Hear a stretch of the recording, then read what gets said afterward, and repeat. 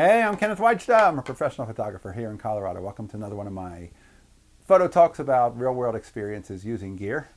So today I'm going to talk about the Gossen Luna Pro F. I wondered if it was an F. I think they made one that was not an F. So this is both a incident meter and a flash meter.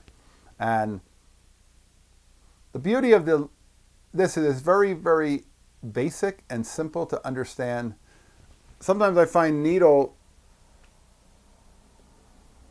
light meters like the Seconic 398.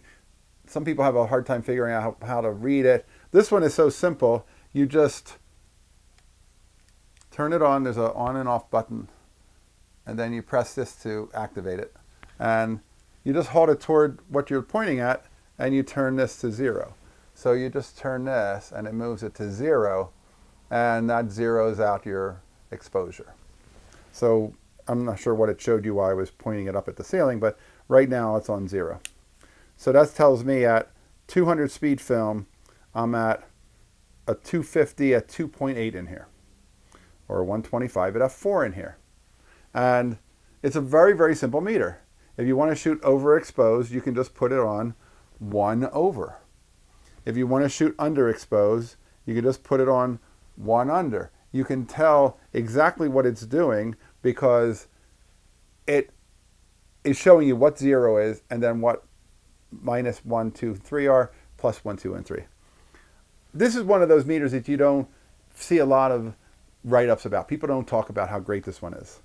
It does have the reflected light. You could actually point it toward your subject, or incident light where you point it in the light that your subject is also in. I prefer that. It has a flash setting, so you can fire your flash and it'll give you a reading of what your flash exposure should be. There are 2 of these though. You have to be careful. This one takes a 9-volt battery, which is why I have it. In the past, people have given me Gossen light meters that take old batteries, 625 batteries, or some other batteries that they don't make anymore.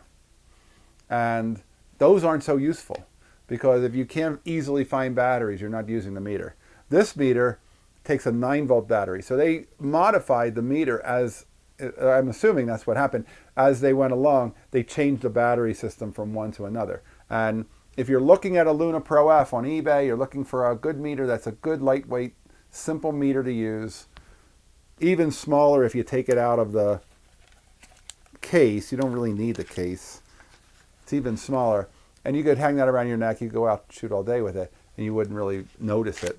If you want a meter, watch out. Make sure if you get a Luna Pro F, it doesn't use mercury batteries that they don't make.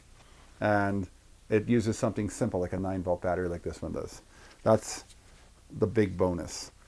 It also has a case, leather case. Probably unnecessary, but it's one of those things. If you have one, great. And if you can get one where that's part of the deal, that also you can get that thrown in. You don't have to go worry about it, finding another case for it. All right, that's today's photography talk. That's a good meter. Hey, if you're enjoying these, hit the subscribe button. If you can support, hit the Patreon, and I'll be back next time. We'll talk more photography. As always, here's the good light.